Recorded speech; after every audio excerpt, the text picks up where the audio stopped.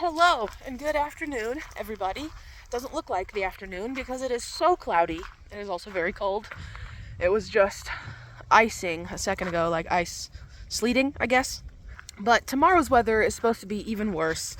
And me and all my pets have been locked up in my house the whole winter, and I could tell that they were getting antsy. So I just needed to take them to the park, which is what I'm doing right now. Here they are. Tank, the German Shepherd that we got recently, is not friendly enough yet with these dogs or with other people to be at the park with me. So hopefully eventually I will have all three of them, but for now, 2 is better than none. Taka, you're so good at untangling yourself, bro. Love that. Oh, Pika-Tiki, what are you doing? I have some things on the seed starting schedule that I need to get started today. We are actually starting tomatoes, the slicer variety of tomatoes, because those get bigger and may need to be transplanted. So I wanted to start those a week or two before I start the cherry tomatoes. It's a little bit crazy and probably sounds even more crazy that it has been, oh, I don't know if you saw that, but a piece of ice just fell in front of my face. Why are you like this, Taka? It's too cold for that. Get out of the water. Come on, you gotta get back in my car. You can drink it, just don't stand in it. Are you cold, little Pico? You wanna get in my jacket? Okay. I guess Pico got cold. When he gets cold, he puts his back paws on my foot and jumps up on my leg with his front paws. So we've got Pico Dico in the jacket now. He's got barely any hair. He's just a tiny little dog, so he gets cold. But what I was saying was that it feels crazy and probably looks even crazier to you guys that I am starting. I've already had peppers started for like 2 weeks, and I'm starting my slicing tomatoes today. If I don't get to all of them today, then I'll start some tomorrow as well. But it is February 10th today. And it's time to start tomatoes here in Missouri inside. Don't live in a cold place and start your tomatoes in February outside. They will die. Unless you have a greenhouse, but that's not outside, so I just thought I would start this video off while at the park with the doggies because that's cute. And they deserve some screen time.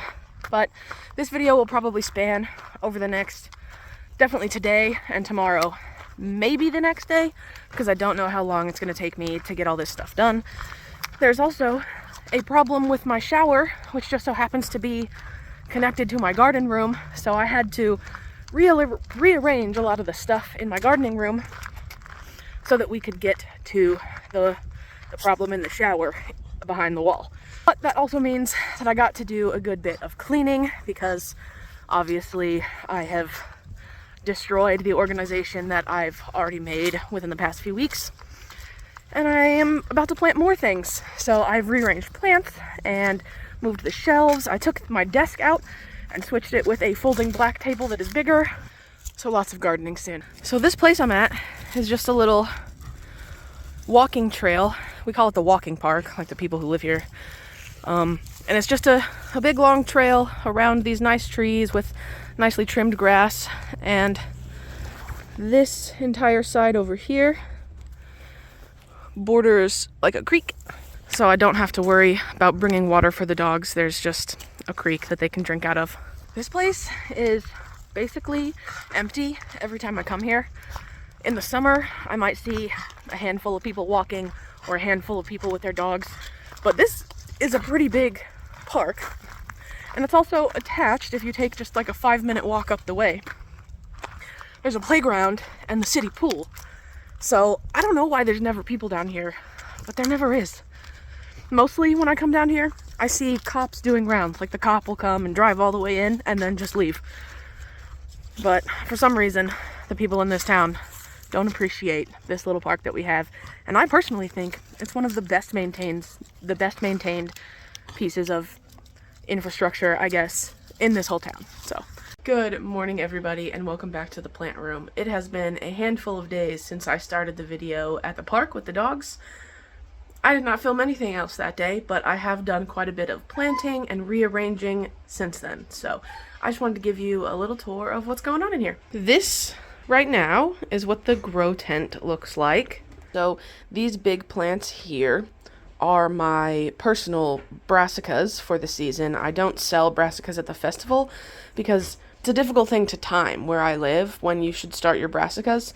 And if I were to start them when I started these and keep them in containers until the festival, they would be huge and I'd have to charge a lot of money for them. And there would be chances that people don't even get broccoli because it's very dependent on where you live. So for me, I started these in January because we got some really harsh cold outside, and the brassicas that I had ready outside, not doing good. So I planted these just as a backup, but it turns out I am going to actually need them, so I'm glad I did that. But these big plants in this L here, and this whole front section of the table will be transplanted outside and into the garden. These onions will be like the beginning of March, and the broccolis maybe the middle of March after I harden them off some, wait for some warm days, and give them some time outside. These are just waiting to go outside, and then I'll have some more room in here. But back here, we've got lots of things sprouting. This is parsley all right here. And then just next to it, we've got this one is already sprouted up and a couple more coming up in the back there. Those are chives. I've got common chives and Chinese chives. And then this tray is, we've got oregano on this side, the tiny little seedlings, thyme in the middle, and rosemary is over here on the end. And the rosemary is actually starting to produce true leaves, which makes me so happy. So is the thyme, but rosemary is more finicky, so the thyme is less of a happiness. Now, in order to fit all of that in the grow tent, because I have plenty of height space, look how much taller I could go with all these plants, just not a lot of floor space. So under here, we've got the fig tree, a lot of the aloe vera down here. That is an alocasia that I was reviving, and it now has some leaves coming out, so I could actually put it in the sun now. And then, of course, this whole shelf still has everything on it. There's sedum down there. You could barely see it in the corner. This is pothos. We've got some geraniums and some coleus, more pothos up at the top. And then this is the other shelf that's usually against the back wall right there. This pothos actually fell off that top shelf yesterday, and that's why there's all that dirt under there. I did get to see that the roots are growing nicely, and there are 2 new vines within 2 inches of the top of that soil. So it seemed like nothing was happening, and this vine was just getting really long after I spiraled all of the vine in there. So I spiraled the vine in there because each of these little bumps can produce roots, and I wanted the plant to be more full at the top, so I spiraled some in there in hopes that it would produce roots and then more leaves. And it seems like nothing has been happening, and then all of a sudden I accidentally drop it, and I broke the pot. See? It's broken. But it's actually doing good in there, so I might have to I have more pots that same exact size and shape, so I might just trade it into another one. And then more aloe vera. These smaller aloe vera, for some reason, all of the ones in the smaller containers are not doing nearly as good as the ones in the big containers.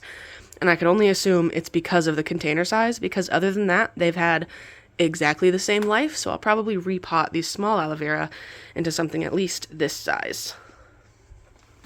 So just outside and to the left of the grow tent is my plant overflow area, and that's basically all of my houseplants that are now not fitting in the tent because I need it for the seedlings. Got a ton of stuff over here. We've got this polka dot. What is this, a philodendron? This is a dwarf schefflera. I don't really know how to say that. It's schfflera, and that's a crazy spelling to me, schefflera. Anyway, then we've got this this orchid cactus that my mom got for me not that long ago, and it is now starting to put on new little buds of growth. Those are actually flowers, but this is new growth, like new leaf. Some more coleus, some lilies from my sister, a spider plant, And this is dumb cane. In the dumb cane, there's just a couple of little succulents and some parsley. So yeah, I have a lot of things in the grow tent right now. But wait, there's more. Out here on the floor in front of the grow tent, we've got 4 containers. These are the most recently seeded containers that I have, and they are tomatoes and some more herbs. So I'll go ahead and show you guys what we've got here.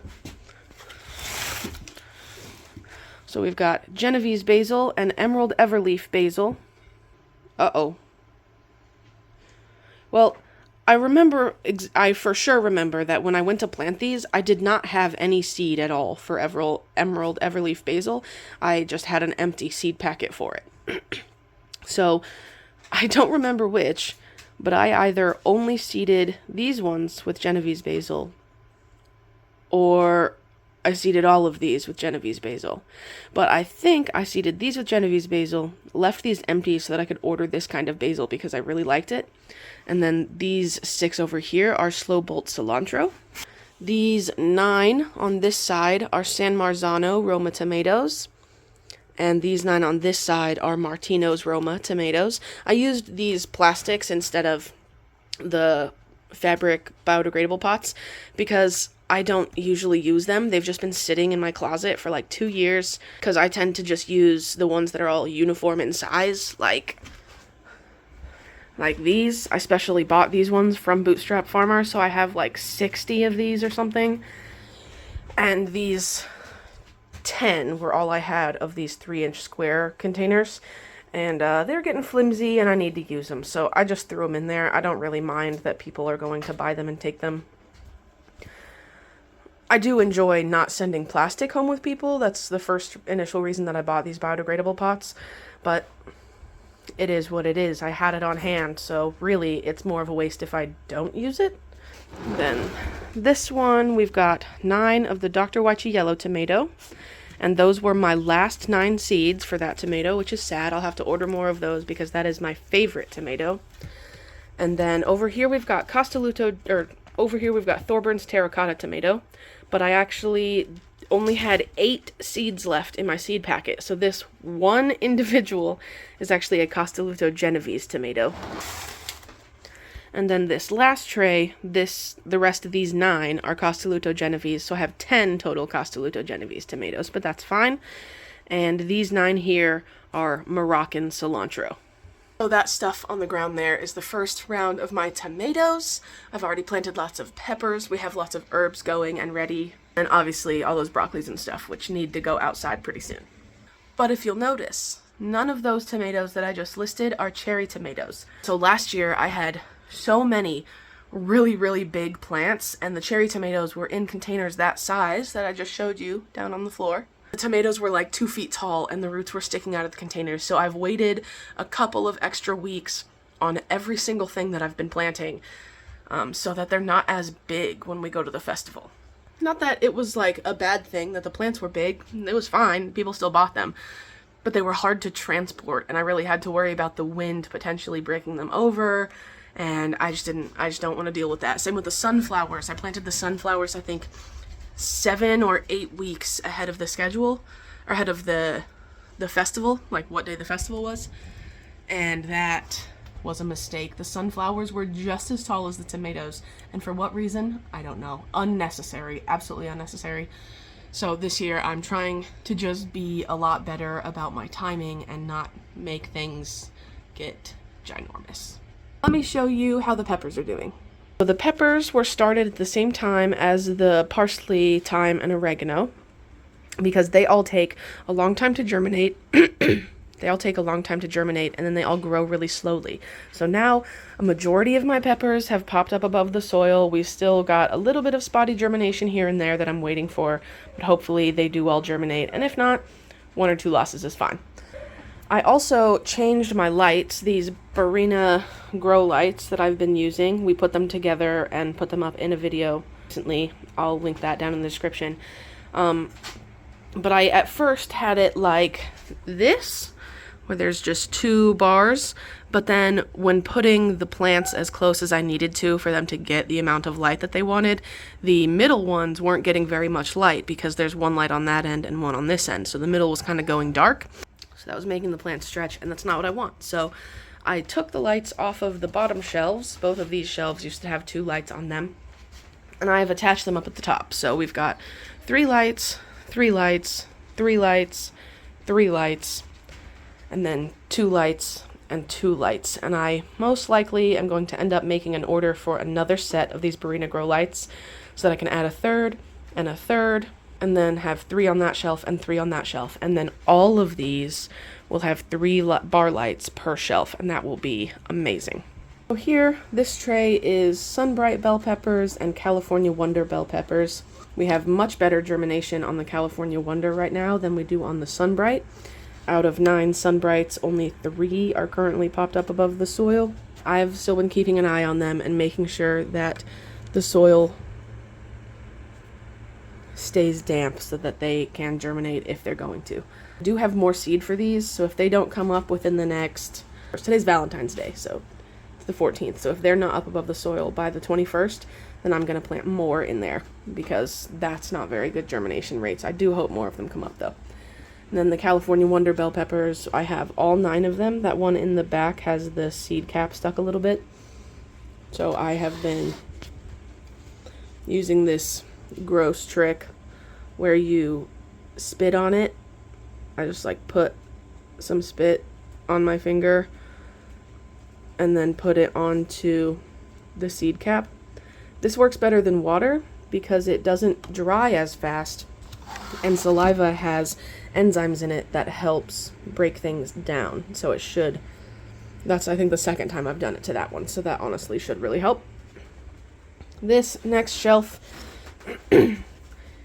is Serrano chilies. All 9 of the 8 of those 9 have popped up, and next to that is Craig's Grande jalapenos, and 9 of 9 of those have popped up. Below it we've got Datil peppers, and we've got 9 out of 9 of those. Next to that is Sugar Rush peach peppers, and we currently have 1, 2, 3, 4 and a half. That one has a seed cap stuck and looks really bad, so there's 4 still that have not germinated. Let's be gross again for a second. If it helps, it helps. In this tray, we have poblano peppers on this side, 6 of those, and 5 have popped up out of 6. These 2 rows in the middle are shishito peppers, and 3 of those 6 have popped up. And then these last 2 rows are Anaheim peppers, and 3 of those 6 have popped up. Hopefully those germinate, because these are not old seed, and I planted them all exactly the same, so they have had ample time to pop up. The Anaheim peppers last year popped up really randomly and sporadically, so maybe that's not my fault. I don't know. We have this container here. It has Lesia peppers, banana peppers, and Pippin's Golden Honey peppers, which I've never grown before. I'm very excited for those. So out of these 6 Lesia peppers, 5 have already come up. Out of these 6 banana peppers, 5 have already come up. This one in the back is just really small and still folded over. And out of these 6 Pippin's Golden Honey peppers, 5 have come up. So we've only got 1 missing in each of these so far.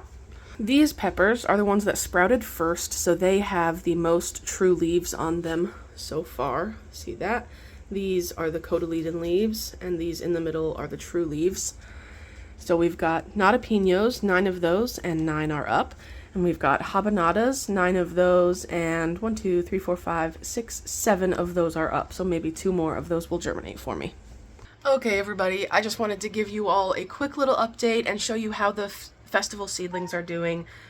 There is more planting to be done on Monday. Monday is my planting days, so that is probably when I will see you in the next video. I am very grateful that I have the opportunity and capability to start growing things inside of my house like this. I know a lot of people can't do that, so I hope all of you guys out there are gearing up for garden season or starting seeds inside like I am. I'm really, really excited, and I think this is going to be a very good season for my garden. Alright, well, I gotta go to work, so thank you guys so much for coming along in this video. I really appreciate you guys watching, and I will see you all in the next one.